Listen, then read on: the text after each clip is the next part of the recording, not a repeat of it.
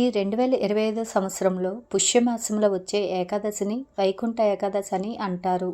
తెలుగు పంచాంగం ప్రకారం జనవరి 9వ తేదీన మధ్యాహ్నం 12 గంటలకు ఏకాదశి తిథి ప్రారంభమై జనవరి 10వ తేదీన ఉదయం 10 గంటల వరకు ఏకాదశి తిథి ఉంటుంది. అయితే ఉదయం తిథి ప్రకారం జనవరి 10 శుక్రవారం నాడు వైకుంఠ ఏకాదశిని జరుపుకోవాలి. కాబట్టి ఈ పవిత్రమైన వైకుంఠ ఏకాదశి నాడు వెంకటేశ్వర స్వామిని ఎలా పూజించాలి, పాటించాల్సిన నియమాలు ఏమిటి, ఉపవాస నియమాలు ఏమిటి అనే విషయాల గురించి ఈ వీడియోలో తెలుసుకుందాం. ముందుగా ఈ వీడియోకి ఒక లైక్ కొట్టి మన ఛానల్ని సబ్స్క్రైబ్ చేసుకోండి. అన్ని ఏకాదశుల కంటే వైకుంఠ ఏకాదశికి అత్యంత పవిత్రమైనది. ఈ రోజున చేసే విష్ణు పూజలకు కోటి జన్మల పుణ్యఫలితం లభిస్తుంది. ఈ నెల జనవరి 10వ తేదీన శుక్రవారం నాడు వైకుంఠ ఏకాదశి రానుంది. ఈ వైకుంఠ ఏకాదశి రోజున విష్ణు స్వరూపమైన వెంకటేశ్వర స్వామిని పూజించి ఉపవాసం ఉన్నవారికి విష్ణుమూర్తి ఆశీర్వాదంతో జీవితమంతా భోగభాగ్యాలను అనుభవిస్తారు. ఈ ముక్కోటి ఏకాదశి రోజున ఉత్తర ద్వారం నుంచి విష్ణుమూర్తి దర్శనం ఇస్తారు. కేవలం ఈ వైకుంఠ ఏకాదశి రోజున మాత్రమే స్వామివారి ఉత్తర ద్వారం తెరుచుకుంటుంది. ఉత్తర ద్వారం నుండి స్వామిని దర్శించుకుంటే వారికి మళ్ళీ పునర్జన్మ ఉండదని నమ్ముతారు. జనవరి 10వ తేదీన శుక్రవారం నాడు స్త్రీలు ఉదయాన్నే నిద్రలేచి తలస్నానం చేసి ఇల్లంతా శుభ్రం చేసుకొని ఇంట్లో పసుపు నీళ్లు చల్లుకొని ఇంటి గుమ్మానికి కుంకుమ బొట్లు పెట్టి పూజను ప్రారంభించాలి. ఈ వైకుంఠ ఏకాదశి రోజున విష్ణు స్వరూపమైన వెంకటేశ్వర స్వామిని పూజించాలి.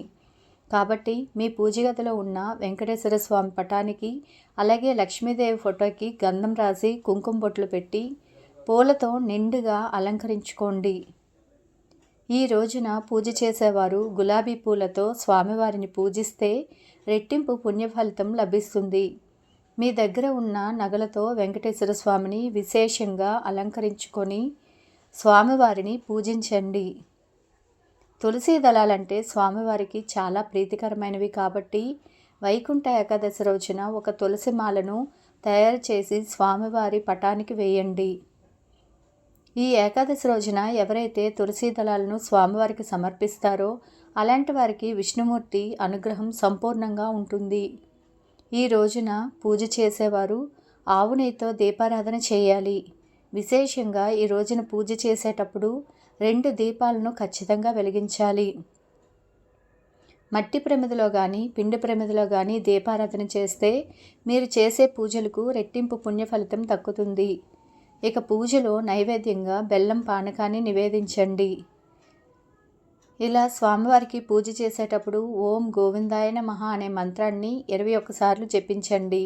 చివరగా స్వామివారికి హారతిచ్చి 3 ప్రదక్షిణలు చేసి వెంకటేశ్వర స్వామికి నమస్కారం చేసుకొని పూజను ముగించాలి.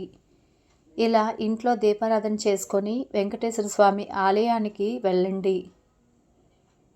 ఈ వైకుంఠ ఏకాదశి రోజున శ్రీమన్నారాయణ్ణి దర్శనం చేసుకొని వైకుంఠ ద్వారం నుంచి బయటకు వస్తే జన్మజన్మల పాపాలన్నీ తొలగిపోయి అపారమైన ధనలాభం సిద్ధిస్తుంది. ఉత్తర ద్వారం నుండి స్వామివారిని దర్శించేటప్పుడు మీ మనసులో ఏదైనా కోరుకుంటే మీ కోరికలన్నీ స్వామివారి పాదాల చెంతకు చేరుతాయి. ఈ ఏకాదశి రోజున ఖచ్చితంగా ఉపవాసం ఉండాలి. ఈ పవిత్రమైన రోజున ఉపవాసం ఉంటే వేల సంవత్సరాల పాటు తపస్సు చేసినంత పుణ్యఫలం లభిస్తుంది.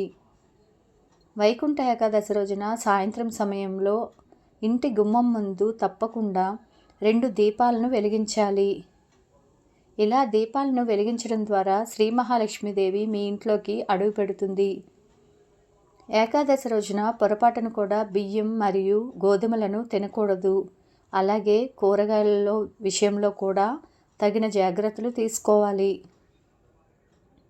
ఈ వైకుంఠ ఏకాదశి రోజున ఆకుకూరలు అలాగే టమాటాలను అస్సలు తినకూడదు. సుగంధ ద్రవ్యాలకు దూరంగా ఉండాలి. పెరుగు తినకూడదు. అలాగే ఉల్లిపాయలు వెల్లుల్లిని తినకూడదు. మాంసాహారానికి దూరంగా ఉండాలి. ఈ ముక్కోటి ఏకాదశి రోజున ముర అనే రాక్షసుడు బియ్యంలో దాక్కుంటాడట. కాబట్టి ఈ ఏకాదశి రోజున అన్నం తినకుండా ఉండాలని ఒక నియమం ఉంది. కాబట్టి వైకుంఠ ఏకాదశి రోజున అన్నం తిన్నవారికి అనారోగ్యం వస్తుందని నమ్ముతారు. ఏకాదశి రోజున పొరపాటున కూడా నలుపు రంగు దుస్తులను వేసుకోకూడదు. అలాగే ఈ ముక్కోటి ఏకాదశి నాడు తలకు నూనె రాయకూడదు. ఈ రోజున తలకు నూనె రాస్తే గనక మీ ఆయుష్ తగ్గిపోతుంది అని నమ్మకం.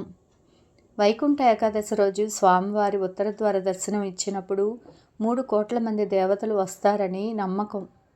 కాబట్టి ఈ ముక్కోటి ఏకాదశి రోజున ప్రతి ఒక్కరూ విష్ణుమూర్తి ఆలయానికి వెళ్ళి వైకుంఠ ద్వార దర్శనం చేసుకోండి.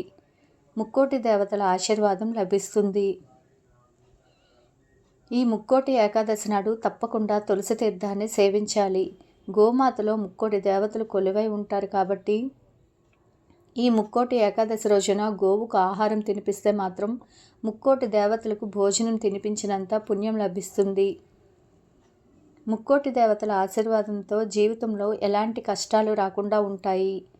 వైకుంఠ ఏకాదశి రోజున ఉదయాన్నే నిద్ర లేచి పొరపాటును కూడా ఆలస్యంగా నిద్ర లేవకండి.